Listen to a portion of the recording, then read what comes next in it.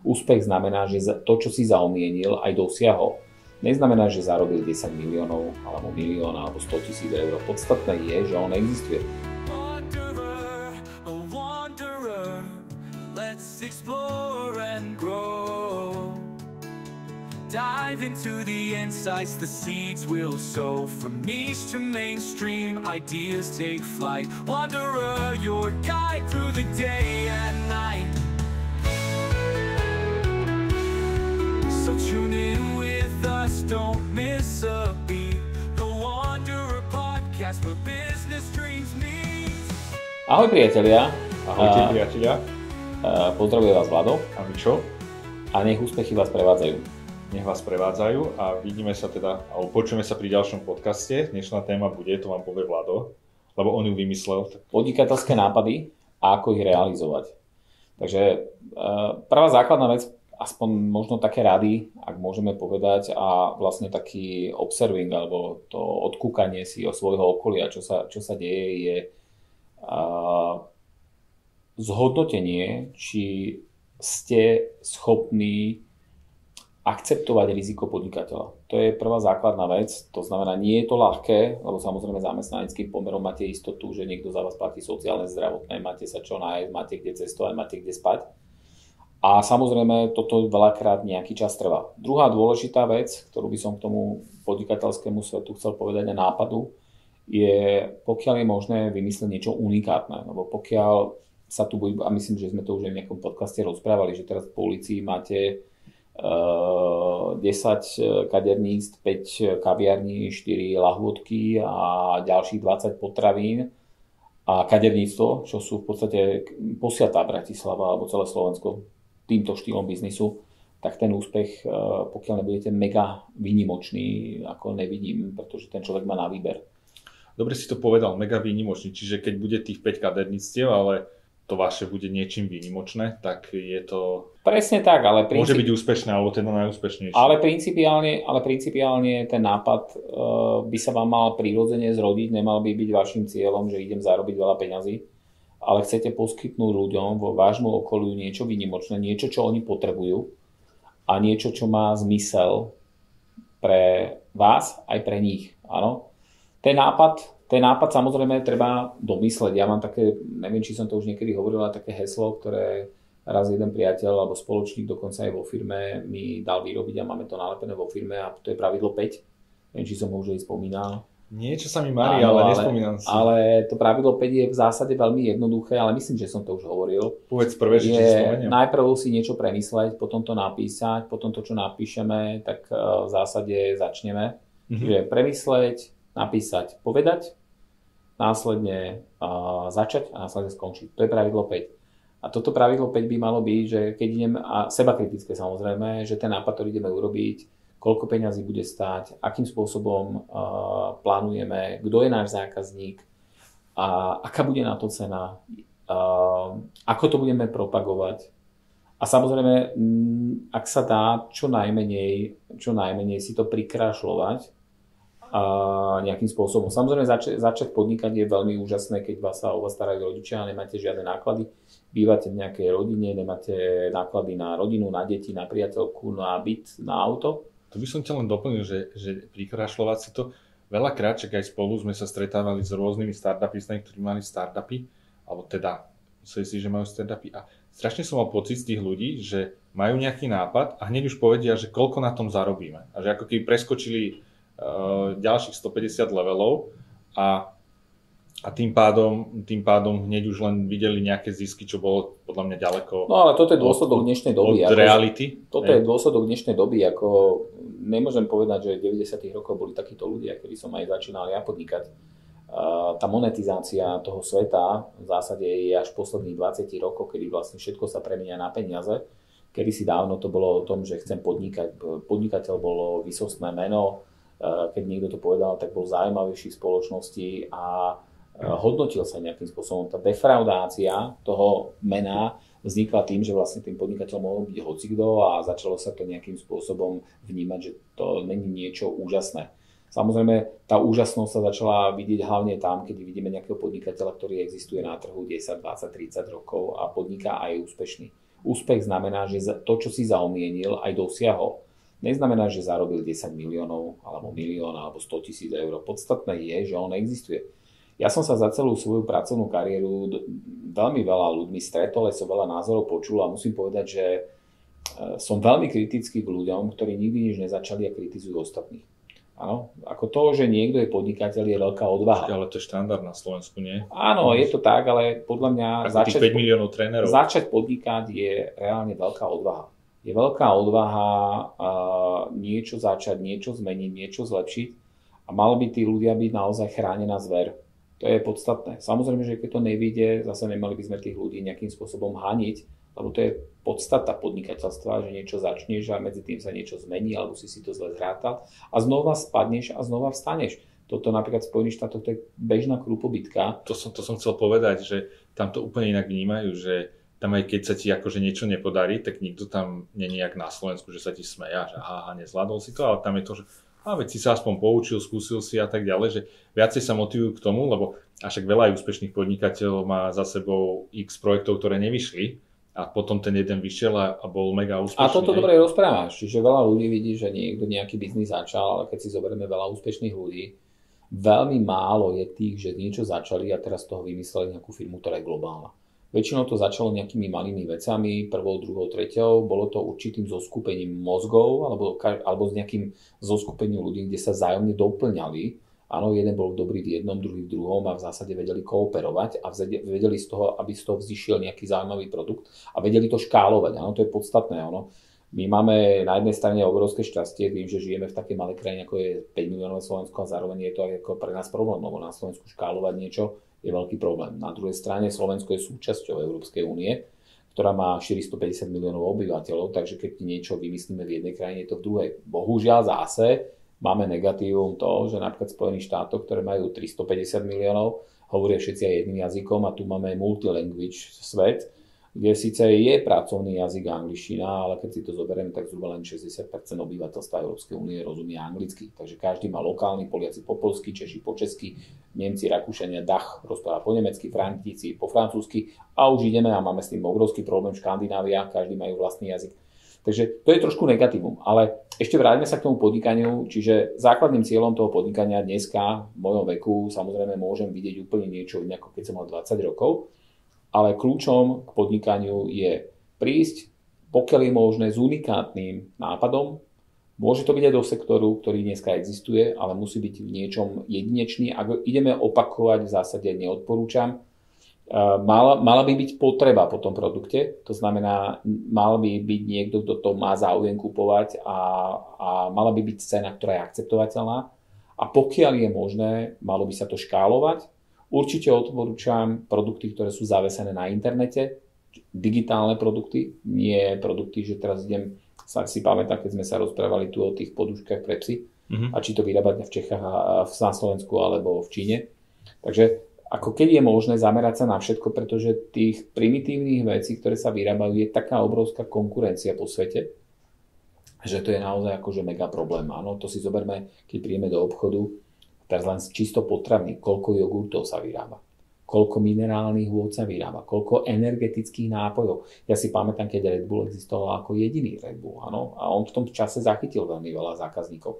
Čiže je toho veľmi veľa a veľakrát tie špecializované produkty majú určitý okamih, kedy sa chytia. Ja som napríklad mal taký veľmi zaujímavý rozhovor s majiteľom Foodshopu, Petrom Hajdučkom, ktorý, musím povedať, že dá dole veľký klobúk, ako on sa v tom, čo robí, vyzná. A napríklad som sa ho pýtal, ako je možné, že napríklad také neznáme značky ako Hoka alebo On zrazu sa dostali do globálnej pôsobnosti. A on na to mi odpovedal, to bola zaujímavá story, on mi na to odpovedal, že x rokov dozadu Nike sa rozhodlo, že sa sťahuje z reseller biznisu a ide do e-commerce a do vlastného e-commerce. A vlastne veľmi veľa tých resellerov, ktorí predávajú tie tenisky a športové oblečenie na svete a uvoľnilo sa miesto a značky, ktoré už existovali a mali zaujímavé, unikátne produkty. Hoka je hlavne zameraná na chodenie, áno, On zase na beh a atletiku. Tak v zásade uvoľnené miesto zrazu zaplnili, no a samozrejme, kým Nike na to došlo a zistilo, že im klesajú tržby a kým vyhodili toho svojho generálneho riaditeľa, čo s touto úžasnou myšlienkou prišiel, tak v zásade tieto sa firmy tak etablovali, že dneska človek, keď príde do veľkých predajní, ja si pamätám, že napríklad teraz nedávno bolo ohlásený taký veľká akvizícia, aj pán Tkáč, Patrik, aj Kšetinský kúpili časť Foodlokeru, to je globálna značka, a akvírovali ich Dix. To ako v Európe to málo kto pozná, ale Dix je veľmi dynamická značka, ktorá predáva športové potreby. Je tam taký mladý duch, je to veľmi voňavé, pekné a tak ďalej. A keď som bol v Dixe, v Spojených štátoch, keď som bol, tak tá Hoka a on je tam ako výrazne zastúpené. A ja neviem, 7-10 rokov dozadu som tie značky ani nepoznal. Áno, to, že Federer robili to je druhá vec. Takže na tomto príklade som len chcel povedať, že tá unikátnosť je dôležitá, ale samozrejme sú dôležité príležitosti a tá príležitosť sa naskytla práve s tým Nike, kde nejaký sektor, ja neviem, dneska veľmi veľa sektorov, hodinkári, napríklad automobilový sektor, biela technika, všetci chcú vynechávať maržový biznis, kde niekomu sprostredkovane dávajú za predaj. Áno, zoberme si príklad, že dneska, ja neviem, bielú techniku, máme Datart, máme Nike a ja neviem ešte aké spoločnosti, ktoré takéto niečo predávajú a teraz nejaká značka sa rozhodne, že to tam nebude predávať, ale pritom oni majú distribučný kanál, obchodné predanie, e-shopy a tak ďalej. A keď tá značka je stále silná a ten dopyt toho retailového zákazníka je tak veľký a ona sa odtiaľ stiahne, okamihu niekto ten priestor záplní, ktorý je niečo unikátny a veľmi ťažko sa tej značke je možné dostať naspäť. Takže toto by som povedal, že v tom podnikaní, ale to som tu povedal veľké mega značky, ešte možno príklad k tým teniskám. Napríklad majiteľ Phil Knight, majiteľ alebo zakladateľ Nike, tak on bol zo začiatku reseller. On predával ASICS, japonské tenisky, áno. A v podstate jedného dňa došiel k tomu, že si chce vyrábať vlastné tenisky a Američania veľmi radi majú vlastné výrobky, to si sami vymyslia, no a proste zrazu všetci chodili v Nike a ja si to pamätám ako dneska. Ja som Nike vôbec nepoznal a pozeral som, keď som mal, ja neviem, 15-16 rokov prvýkrát Terminátora jednotku, za bývalého Československa za socializmu. A chlapík, čo tam vlastne spolu s tým Terminátorom sa premiesil z tej budúcnosti do súčasnosti, tak vlastne prezliekal sa v obchodnom dome, lebo bol nevhodne oblečený, respektíve nebol oblečený. A tam bola najväčšia reklama na Nike. Tam boli vysoké Nike, ktoré si akurát suchým zipsom zalepoval a v tom okamihu všetci sme chceli Nike. Akože to bolo že mega, čiže product placement je blázon. Takže vymysleť niečo naozaj že úžasné, aby to chytilo tú danú generáciu, ale zároveň prípadne čakať aj na nejaký vhodný okamih, lebo veľakrát podnikanie je o šťastí. A tie skúsenosti veľakrát tí ľudia nemajú, tí začínajúci podnikatelia, a preto definitívne určite odporúčam si nájsť nejakého kouča, mentora, s ktorým napríklad to, čo ten človek ide robiť, určite by som konzultoval. Ale vstupovať do sektorov, ktoré sú extrémne preplnené konkurenciou, či už z Európy, z Ameriky alebo z Ázie, určite neodporúčam, pretože je to naozaj mega trápenie. Tu len opatrne s tými koučami, lebo teraz mám pocit, že je toho plný internet všelijakých tých koučov a motivátorov, ktorí vás namotivujú a nakoučujú, ale keď si ich pozriete zbližšia, tak zistíte, že vlastne nemám za sebou žiaden projekt. Aby som možno do toho vstúpil, tak mám na mysli coach, motivátor, ktorý niečo dosiahol. Lebo pre mňa je to veľakrát smiešné, ja tu nebudem vymenovať ľudí, ale obrovské plagáty a proste knihy vydané a tí ľudia len celý život len rozprávajú. No. Áno, a v podstate na týchto narážam. Motivujú ľudí k tomu, aby boli šikovní, ako nehovoria hlúpe veci. Ale väčšinou tieto veci si viete prečítať v knihách, ktoré si viete motivačnej literatúre kúpiť a výrazne lacnejšie ako to, že budete chodiť na meetingy, kde vás niekto sa snaží nakopnúť. Pokiaľ to máte v sebe, to nakopávanie nepotrebujete. Pokiaľ to nemáte v sebe, to nakopnutie vám frčí najbližšie 3-5 dní. A to som ešte povedal maximum. A o týždeň, o 2 už ani neviete, čo ten človek rozprával. Takže to nakopnutie by malo byť vo vás, chcieť niečo dosiahnuť, nielen pre seba, pre svoje okolie, ale pre spoločnosť. A vidieť v tom produkte, že prinášate nejaký úžitok. Áno, to je dôležité. To je ten nočný dobrý spánok, keď idete zaspať a poviete si, wow, dneska som bol v robote a urobil som dobré veci. Alebo stretol som sa s ľuďmi a niekomu som pomohol. To je fajn. Často sa stretávam pri takýchto, keď niekto má nápad a stretávam sa s takou dve skupiny ľudí. Niekto povie, že má nápad a že nechce o tom hovoriť, lebo to je úplne že super a mega. A že mohlo by mu niekto ukradnúť ten nápad, tak ja len vždy tak poviem, že keď je len nápad, tak ten nápad nestačí, lebo to je len niečo imaginárne. Kým ho nezačneš realizovať, tak ako keby si ani nič nemal. Hej? Že za mňa je to také, ja som skôr toho názoru, že skôr o tom hovoriť, samozrejme s ľuďmi, ktorými človek dôveruje, aby možno ten nápad zrealizoval, aby mu možno pomohli v tom danom nápade. A potom, s čím sa stretávam, sú také, zase tiež také dve skupiny ľudí, a že jedného, že ja mám super nápad, ale nemám peniaze, a druhý teda tí, čo majú peniaze, idú to zrealizovať. A častokrát sa stretávam s tým, že tí ľudia, keď rozmýšľajú o tom nápade, tak rozmýšľajú ako keby, že ježiš, toto bude drahé a na toto nemám peniaze, a už hneď na začiatku sa ako keby sami odrovnajú, alebo teda demotivujú. A pritom nevždy to je tak, lebo často sa stretávam s tými ľuďmi a im potom vysvetlím, že ako by mohli realizovať tie nápady. A neskôr až počas napríklad nášho stretnutia sa uvedomujú, že vlastne na veľa vecí nepotrebujú tie peniaze, že potrebujú mať iba ten čas. A čas, aby to odmakali, aby niečo urobili. Hej. Samozrejme, to už je druhý príklad, keď ešte povieš, že nemám ani ten čas, no tak potom už akože naozaj máš problém. Ale ja sám, aj keď som realizoval nejaké svoje projekty, tak častokrát to nebolo o peniazoch, alebo o tom, že som si to kvázi odsedel, či už za tým počítačom, alebo niekde, že som to odmakal. Veľa ľudí má napríklad aj problém s tým, že má ten nápad a bojí sa ho propagovať, že ísť a niekomu o tom povedať. Hej, že ja si myslím, že keď niekto sa bojí, by nemal podnikať, akože to je základ. Hej. A toto, čo hovoríš o tom, že mám peniaze, nemám peniaze, tak to prvá základná vec je, ja keď niekto sa chce poradiť, ja si ho počúvam. A keď si ho vypočujem, veľakrát ten človek v rámci toho rozhovoru povie aj za, aj proti. Uh-huh.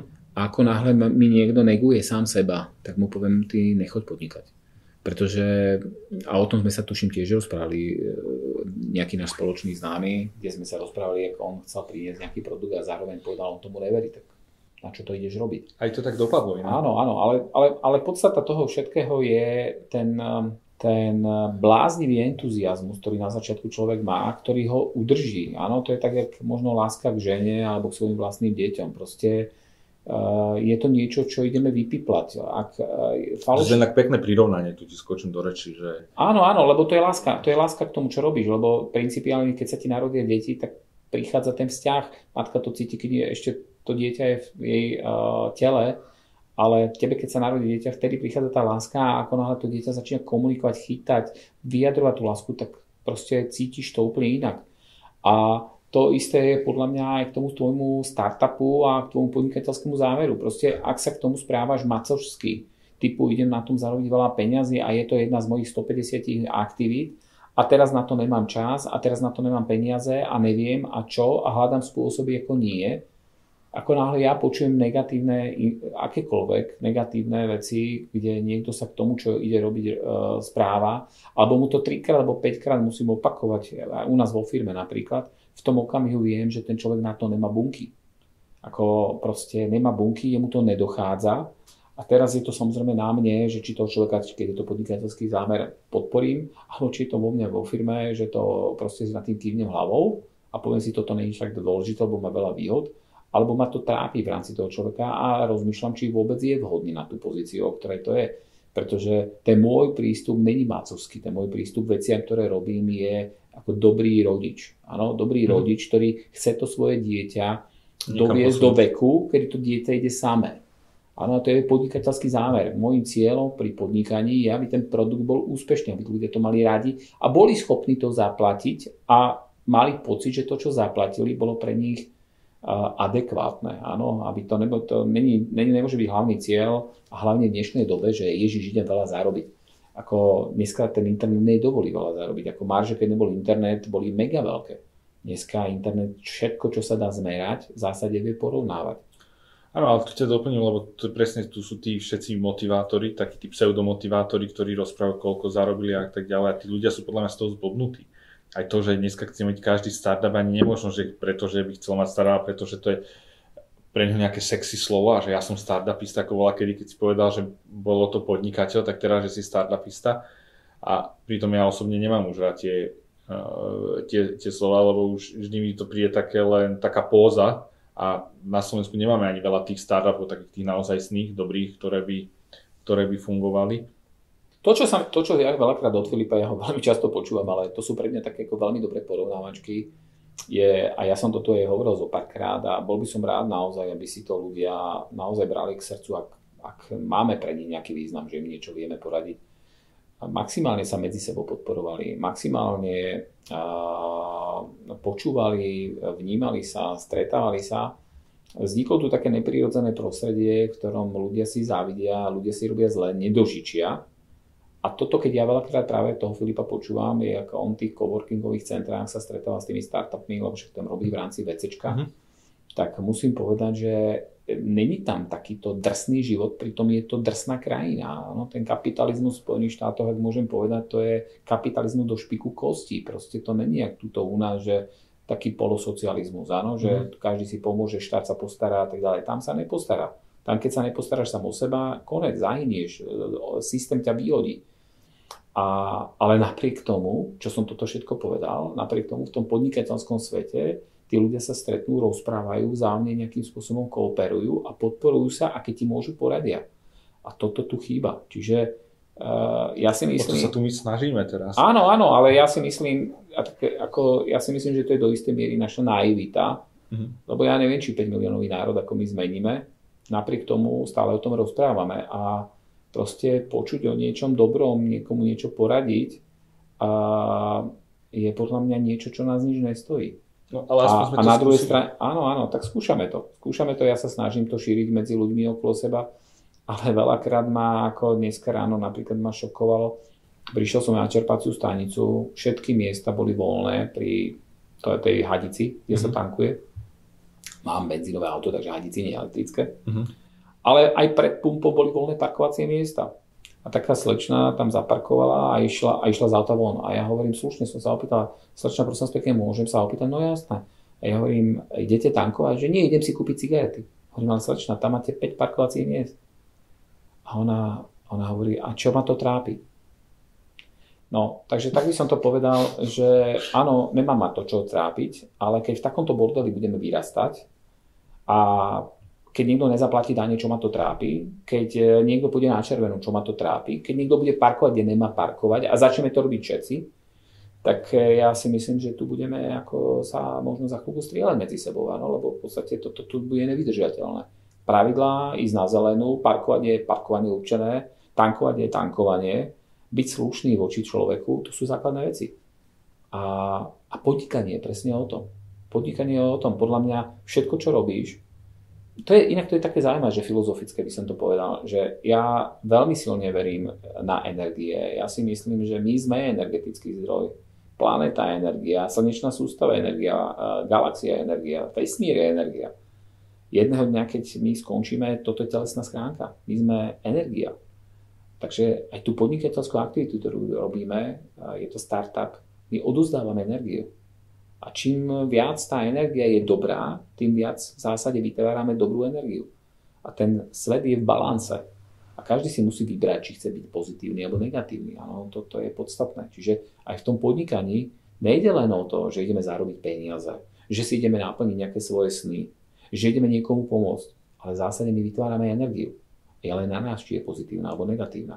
Čiže veľmi veľa ľudí to vidí tak prostoducho, že vytvárame peniaze, vytvárame biznis. Nie. My vytvárame v zásade energiu. To si v konečnom dôsledku musíme uvedomiť. Každý z nás vytvára energiu. S tebou súhlasím, lebo tie peniaze to už je potom iba taká odmena. Čiže že v prvom rade treba mať ten dobrý produkt, treba mať ten dobrý nápad, ktorý sa zrealizuje. Čo to je dobrý nápad? Poď to špecifikovať. Nehovoríme všeobecnosti. Čo to je dobrý nápad? Povedz o svojho pohľadu. Dobrý nápad, keby som hovoril za seba, čo všetko bolo v mojom živote akože dobrý nápad, tak väčšinou to bolo to, čo tu ešte nebolo. Hej. A to sme sa pred chvíľkou rozprávali. To si hovoril ty, hej? Že nebolo to teraz, že otvorím si ďalšiu reštauráciu alebo ďalšie neviem, kaderníctvo alebo niečo. Že bolo to niečo, čo tu ešte nebolo. To bolo akože prvotná. Druhá vec bola, že ako to teda zrealizovať. A potom mal som jeden projekt, ktorý mám doteraz, je veľmi úspešný, chodí tam 300 000 ľudí, je to určené pre PPCčkárov, volá sa to eddarma.com, čo je vlastne stránka, ktorá ukazuje ceny za kliky. A keď som niekde o tom projekte rozprával, tak hneď došla taká otázka, že totižto, celý ten projekt vznikol tak, že raz mi volal klient a povedal, že keď sa nakupuje reklama na Google alebo na Facebooku, tak povieme, že neviem, dáme 1,000 eur a za 1,000 eur dostaneme asi toľkoto klikov, lebo sa to vyráta na nejakej priemernej ceny na trhu. A zavolal mi klient, jeden veľmi veľký klient, ktorý povedal, že dobre, ale my chceme za 1,000 eur nesmyselne veľké množstvo klikov, úplne nereálne. A oni, že ale to je nereálne. A on, že to musíte dokázať. Tak vytvorili sme nástroj, ktorý vlastne číta tie ceny, aké sú priemerné ceny na trhu v jednotlivých krajinách a ukazuje to. A len kvôli tomuto sme vytvorili vlastne ten nástroj, ktorý funguje a ide. A vlastne celé to vzniklo preto, že aby som to ukazoval tým klientom, pozrite, takéto sú ceny, čiže za tých 1,000 eur dostanete asi toto. Hej, samozrejme, keď sa podarí viac, tak je to lepšie, keď menej je to horšie. No a potom sa pýtaj, že kde si rozmýšľal nad tým, že na čom zarobíš? A hovorím, že neviem, na čom zarobím, že vôbec som nad tým nerozmýšľal. Vypočítali sme si s programátorom, koľko by to stálo, zainvestovali sme do toho a hovorím, bude to minimálne pomáhať mne voči nejakej komunikácii s klientami. No a potom samozrejme prišli sme na to, že kde by to mohlo zarábať, tak sme tam nasadili nejaké Google reklamy a tak ďalej a tým, že tam chodí veľa tých ľudí, takže to aj zarába a fajn, funguje to. Ale prioritné, čo bolo, že vôbec pri tomto projekte som nerozmýšľal nad tým, že či to bude zarábať. Priorita bola, že aby bola proste nejaká stránka, ktorá bude veľmi rýchle dostupná. To ešte musím povedať, že ak chceš zistiť tie ceny, tak si to vieš vyklikať aj v tom Google, aj Facebooku, len ti to zaberie asi 10 minút, než sa tam preklikáš celým. Čiže my to priamo ťaháme na jednu stránku, kde to všetko vidíš. A to bolo za mňa, čo tam bol ten dobrý nápad, že bolo to niečo, čo tu nebolo a v podstate to aj vyžadoval ten trh. Super, čo si povedal, ale ja ešte možno na záver by som chcel doplniť jednu zaujímavú vec, že veľmi veľa startupistov, keď sa s niekým stretnem a chce nejakým spôsobom či už koinvestovať, alebo chce nejakú radu, tak s tým, čo sa veľmi často stretávam, je, že on má nejaký nápad, môže byť aj unikátny, on to nejde programovať, on nechce do toho žiadne peniaze dať a principiálne akože zháňa investora. Tak toto je akože mega problém, áno. To je nič, to nemá hodnotu. Áno, lebo základná vec je, aká je pridaná hodnota toho človeka. To, že on sa šparal v nose, alebo v noci sa zobudil spotený a teraz niečo vymyslel. Skin on the game je koža na trhu, áno, že on vlastne, jemu sa to nebude dariť, alebo zrazu ho to prestane baviť, on odíde. A strata foundera je úplne že mega problém. A nehovoriac o tom, že veľakrát si ešte tí ľudia tým aj nastavia, že oni si dajú mzdu. Áno? No, čiže oni v tom vidujú nejaký zdroj svojej obživy. Takže to je že mega problém. Čiže to, čo sa mi páči, je naozaj, že niekto maká na niečom unikátnom a v zásade dal do toho maximum on, jeho rodina, čiže family and friends sa to nazýva investícia. To sú prví investori inak, keď niekto začína. A potom prichádzajú nejakí koinvestori, ktorí v zásade veria tomu founderovi, už má za sebou nejakú testovaciu prevádzku niečoho, alebo predaj, má prvých zákazníkov a v podstate on potrebuje rozširovať a škálovať. Ale to, že niekto si vymyslí, toto by som chcel a teraz ja na to chcem nejaké peniaze a tak ďalej. Ďalšia veľmi dôležitá vec, keď som aj spomínal na začiatku, že ten nápad, že to nestačí, že to nemá žiadnu hodnotu. Že vieš, že to ti teraz... No, len väčšina ľudí si toto myslí, že jeho napadlo niečo cez víkend a on teraz akože ideme robiť. Ale to teraz, keď sme si tu sadli, tak ja podľa vymyslíme ďalších 5 nápadov, čo by sme mohli robiť.